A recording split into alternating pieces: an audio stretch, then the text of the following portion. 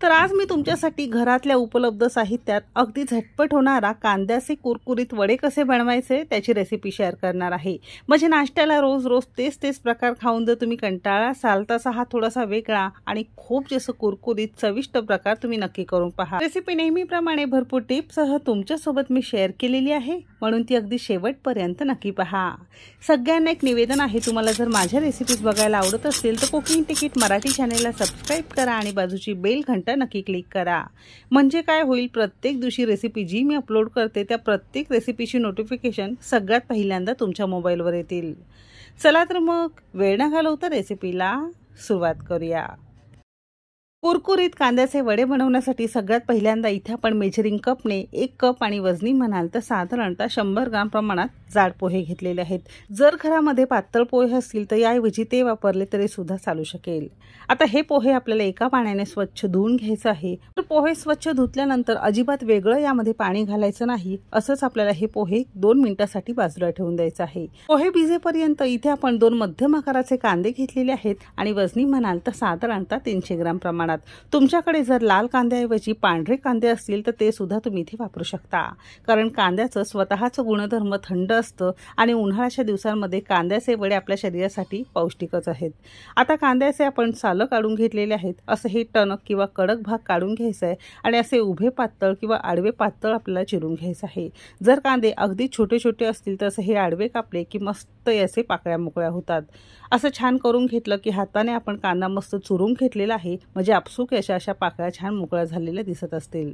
कांदा चिरेपर्यंत पोहे सुद्धा मस्त नरम झालेले आहेत, मस्त भिजलेले आहेत। आता यामध्ये उभा पातळ कापून चिरलेला कांदा घालणार आहोत।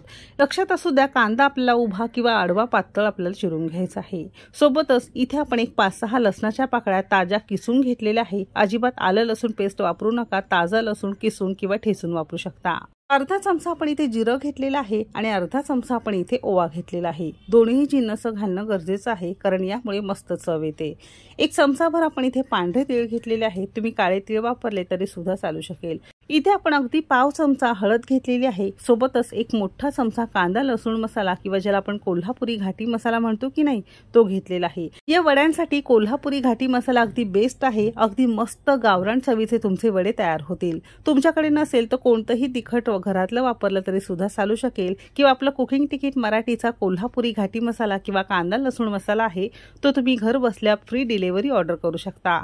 ऑर्डर करायचं असेल तर डिस्क्रिप्शन मध्ये मी व्हॉट्सअप नंबर दिलेला आहे। आता चवीपुरतं मीठ घातलेलं आहे आणि सगळी जिन्नस हाताने छान आपण चोळून घेणार आहोत। आता पोह्याला सुद्धा आपण स्वच्छ धुवून घेतलंय, म्हणजे त्यामध्ये पाण्याचा अंश आहे। कांद्याला सुद्धा स्वतःच पाणी सुटतं, मग असं हे छान चोळून घेतलं की याला असं छान मस्त मऊसूतपणा येतो। वड्यांच्या बाइंडिंगसाठी इथे आपण 1 कप आणि वजनी म्हणाल तर साधारणतः 150 ग्राम प्रमाणात मूग डाळीचं पीठ घेतलेलं आहे। तुम्ही बेसन पीठ घेतलं किंवा चणा डाळीचं पीठ घेतलं तरी सुद्धा चालू शकेल, पण बऱ्याचदा काय होतं, उन्हाळ्याच्या दिवसांमध्ये चणा डाळीचं पीठ किंवा बेसन पीठ थोडंसं पोट दुखतं किंवा बाधण्याची शक्यता असते, मग अशा वेळेस मूग डाळीचं पीठ तुम्ही इथे वापरू शकता।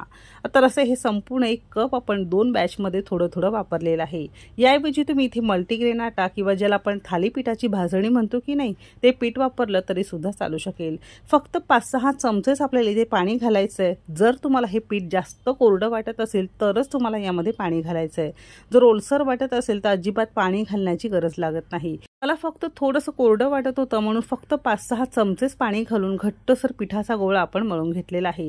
आता हे पीठ भिजत वगैरे ठेवण्याची अजिबात गरज लागत नाही, पटकन वडे बनवले तरी सुद्धा चालू शकतील। आता वडे बनवण्यासाठी हाताला थोडंसं तेल किंवा पाणी लावून घ्यायचं आहे, जेणेकरून हाताला पीठ चिटकून बसू नये। आता आवडीप्रमाणे लहान मोठा मध्यम आकाराचा गोळा घ्यायचा आहे। तर इथे आपण मोठ्या लिंबाच्या आकारा एवढे असे हे गोळे घेतलेले आहेत। हातावर छान गोल करून घेतल्यानंतर 2 हाताच्या मध्यभागी जमेल तितका चपटा वडा आपल्याला हा करून घ्यायचा आहे। वडा जितका तुम्ही चपटा कराल ना तो आतपर्यंत चांगला तळला जाईल, शिवाय खूप जास्त कुरकुरीत होईल आणि तो आतून कच्चा राहणार नाही। म्हणून जमेल तितका पातळ अगदी तुम्हाला हाताच्या मध्ये घेऊन हा थापून घ्यायचा आहे। तर इथे आपण अगदी साध्या सोप्या आणि अगदी घरातल्या उपलब्ध साहित्यात, घरामध्ये काहीच नाश्त्याला बनवायला साहित्य नसेल तर अशा वेळेस तुम्ही ही कांद्याचे वडे तयार करू शकता। तुमच्याकडे जर वेगवेगळ्या भाज्या असतील ना तर वेगवेगळ्या मिक्स भाज्या किसून किंवा अगदी बारीक चिरून तुम्ही यामध्ये घालू शकता। तर आपण घेतलेल्या जिन्नसात साधारणतः असे हे 9 मध्यम आकाराचे वडे आपले तयार झालेले आहेत। आता याला आपण मस्त तळून घेणार आहोत। तुम्ही शॅलो फ्राय सुद्धा थोड्याशा तेलात करू शकता। तेलाचा ताव मोठ्या आचेवर छान कडकडीत गरम करून घेतलेला आहे आणि वडे तेलामध्ये सोडत असताना असे हे कडेपासून घालायचे, म्हणजे हातावर तेल उडण्याची शक्यता कमी असते आणि आपले वडे अगदी व्यवस्थित ते तेलामध्ये सरकले जातात। तर सुरुवातीच्या 1 मिनिटभर आपण मोठ्या आचेवर वडे तळून घेतलेत। जसजसे तुमचे वडे आतमध्ये चांगले तळले जातील तसतसे याचे बुडबुडे कमी होतात। बाजू उलटून घेणार आहोत आणि दुसऱ्या बाजूने मध्यम आचेवर 4 ते 5 मिनिटं, म्हणजे साधारणतः मोठ्या आचेवर 1-2 मिनिटं आणि मध्यम आचेवर 3 ते 4 मिनिटं, म्हणजे साधारणतः 5-6 मिनिटं दोन्ही बाजूने मस्त लालसर रंगावर आपण हे वडे छान तळून घेतलेले आहे। चपटे वडे असल्यामुळे अगदी आतपर्यंत चांगले ते तळले जातात। वडे तळून झाल्यानंतर एखाद्या चाळणीवर किंवा अशा या जाळीवर काढायचे, म्हणजे एक्स्ट्रा तेल सगळं कमी होतं आणि यावर वडे तुमचे बराच वेळ छान कुरकुरीत राहतात। अशा छोट्या छोट्या टिप्स वापरून हे वडे तुम्ही नक्की करून पहा। अगदी घरगुती साहित्यात आणि उन्हाळ्याच्या दिवसांमध्ये कांदा थंड असल्यामुळे हा नाश्ता अगदी पौष्टिक आहे, तर नक्की करून पहा।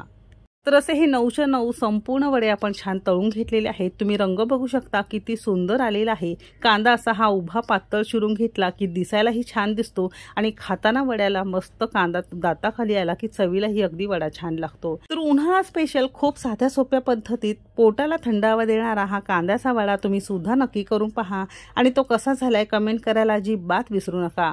तुम्ही वड्याचा रंग बघू शकता किती क्रिस्पी मस्त कुरकुरीत, बघूनच नुसतं तोंडाला पाणी सुटलं असेल तर नक्की करून पहा। रेसिपी कोणत्या शहरातून बघताय ते सुद्धा सांगा आणि माझ्या रेसिपीज बघायला तुम्हाला कशा वाटतायत ते सुद्धा नक्की सांगा। जी कोणी मंडळी आपल्या चॅनेलवर नवीन असतील, चॅनेलला अजून सबस्क्राइब केलं नसेल तर पटकन कुकिंग तिकीट मराठी चॅनेलला सबस्क्राइब करा आणि बाजूची बेल घंटा नक्की क्लिक करा।